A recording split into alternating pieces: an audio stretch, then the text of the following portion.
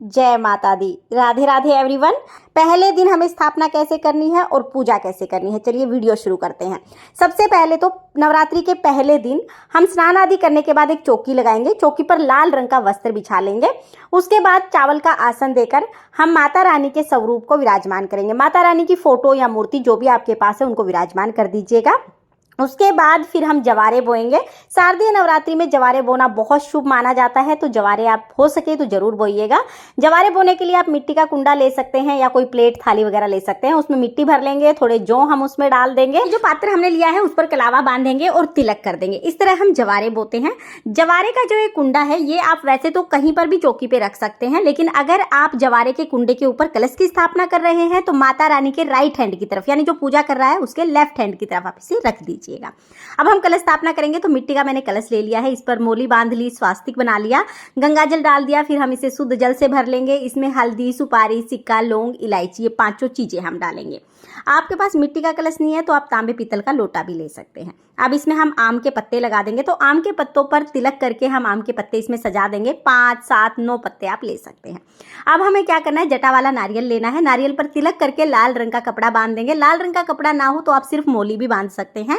इस तरह से नारियल तैयार करके हम नारियल को कलश के ऊपर रखेंगे। कलश पे हम एक ढक्कन रखेंगे, उसमें चावल भर लेंगे और इसके ऊपर हम जो नारियल हमने तैयार किया था वो रख देंगे। नारियल हमें इस तरह से रखना है कि नारियल का मुख जो पूजा कर रहा है उसकी तरफ होना चाहिए, यानी साधक की तरफ होना चाहिए। अब इस कलश को उठा के हम जो जवारे हमने बोए थे वहां पर स्थापित कर देंगे। तो यहाँ पर हमारे कलश की स्थापना हो गई है। उसके बाद गणेश जी को विराजमान करेंगे।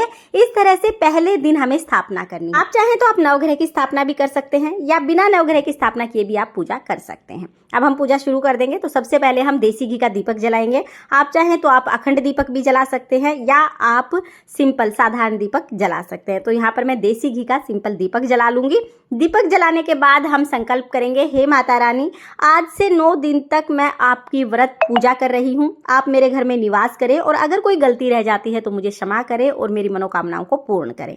ऐसा संकल्प करने के बाद हम जल के छींटे लगाकर भाव रूप में सभी को स्नान करा देंगे। आप दुर्वा घास से, फूल से या पत्ते से जल के छींटे लगा सकते हैं।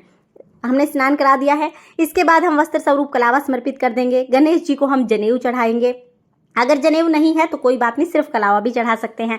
माता रानी को कलावा समर्पित करेंगे और कलश पर हमने पहले ही कलावा बांध दिया है। उसके बाद सभी को हम रोली से तिलक कर देंगे। तो यहाँ पर गणेश जी को, माता रानी को, कलश को, दिए को, सभी को हम तिलक करेंगे। रोली से, चंदन से तिलक कर दीजिएगा। उसके बाद फिर हम अक्षत यानी चावल समर्पित कर देंगे और फिर हम फूल समर्पित करेंगे। जो भी फूल आपको मिल जाए वो फूल आप समर्पित कर सकते हैं। माता रानी को आप लाल रंग की चुनरी जरूर समर्पित कीजिएगा।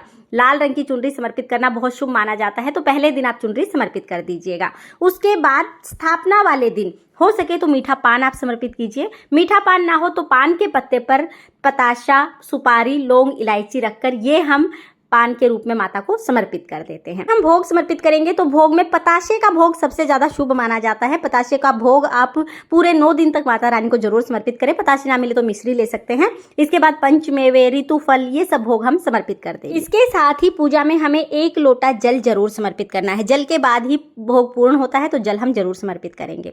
आप देखिए, अगर आप दुर्गा सप्तशती का पाठ करते हैं या आप माता रानी की कथा सुनते हैं या कोई और पाठ करते हैं तो पाठ आप इस टाइम पर कर सकते हैं। उसके बाद हमें श्रृंगार चढ़ाना है। तो श्रृंगार आप पूरे 9 दिन में किसी भी दिन चढ़ा सकते हैं। एक दिन हमें श्रृंगार चढ़ाना होता है। अगर पहले दिन श्रृंगार चढ़ा रहे हैं तो ये श्रृंगार 9 दिन तक यहीं पर रखा रहेगा। उसके बाद दक्षिणा चढ़ाएंगे। दक्षिणा भी हमें 9 दिन में एक दिन चढ़ानी होती है, आप किसी दिन भी चढ़ा सकते हैं। अब हमें हवन करना है। नवरात्रि में सुबह के टाइम पर हवन करना जरूरी होता है। गाय के गोबर से बने हुए उपले से आप हवन कर सकते हैं। ये आपको पूजा की दुकान पर, जहाँ पूजा का सामान मिलता है, बहुत आसानी से मिल जाएगा। अगर किसी कारण से आपको उपला नहीं मिलता है तो आप कपूर जलाकर हवन कर सकते हैं। अग्नि में भोग समर्पित करना जरूरी होता है। तो यहाँ पर हमने उपले को जला लिया है। अब इसे चौकी पर ही रखेंगे। पहले मैं कपूर डाल दूंगी ताकि अग्नि अच्छे से प्रज्वलित हो जाए। उसके बाद लौंग का जोड़ा हमें चढ़ाना है। पूरी लौंग होनी चाहिए, फूल के साथ टूटी हुई लौंग नहीं होनी चाहिए। 2 लौंग एक साथ हम चढ़ाएंगे। तो घी में डिप करके लौंग चढ़ा दी है। 2 बार हमें लौंग का जोड़ा चढ़ाना होता है। उसके बाद जो पंचमेवे का भोग चढ़ाया है वो हम अग्नि में समर्पित कर देंगे। जो हमने पताशे का भोग चढ़ाया है वो भी हम अग्नि में समर्पित कर देंगे। भोग जब हम अग्नि में समर्पित करते हैं तो वो सीधा देवताओं को मिलता है, इसलिए नवरात्रि में अग्नि में भोग समर्पित करना बहुत शुभ माना जाता है। सुबह के समय हमें ऐसे ही भोग समर्पित करना है। ये छोटा सा हवन होता है।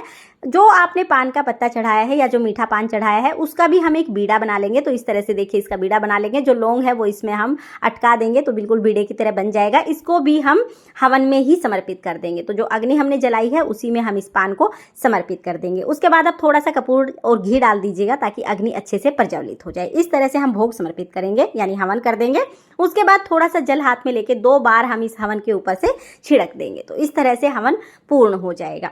फिर हम धूप दीप दिखाएंगे और बहुत प्रेम पूर्वक माता रानी की आरती करेंगे। पहले गणेश जी की आरती करनी है, उसके बाद हमें माता रानी की आरती करनी है। अगर आपने अखंड दीपक जलाया है तो अलग से एक दीपक जलाकर आप आरती करें, या तो आप कपूर से भी आरती कर सकते हैं, क्योंकि अखंड दीपक को एक बार जलाने के बाद हिलाया नहीं जाता है। मैंने यहाँ पर सिंपल दीपक जलाया है तो इसी दीपक से मैं आरती कर लूंगी। आरती करने के बाद पूजा में रही कमियों के लिए क्षमा याचना करेंगे और अपनी मनोकामनाओं को पूर्ण करने के लिए माता रानी से प्रार्थना करेंगे। अब नवरात्रि के पहले दिन की सुबह की पूजा हो गई है। पूजा के बाद हम जवारे सींच देंगे और जो जल है वो हम सूर्य देवता को अर्घ दे देंगे। इसके बाद हम जो भी भोग प्रसाद हमने चढ़ाया है वो घर के सभी सदस्यों में प्रसाद के रूप में बांट देंगे।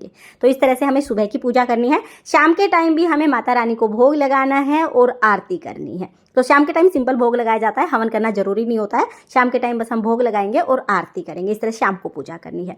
नवरात्रि में पूरे 9 दिन तक माता रानी का पूजन किया जाता है। पहले दिन हमें स्थापना कैसे करनी है और पूजा कैसे करनी है, इसकी बहुत सरल विधि मैंने आपके साथ शेयर की है। अगर ये वीडियो आपको पसंद आया हो और अगर ये वीडियो आपके लिए थोड़ा बहुत भी यूजफुल हो तो प्लीज़ प्लीज़ वीडियो को लाइक कर देना। माँ भगवती की कृपा आप पर और आपके परिवार पर सर्वदा बनी रहे। इसी कामना के साथ फिर मिलेंगे किसी और वीडियो में। तब तक के लिए जय माता दी।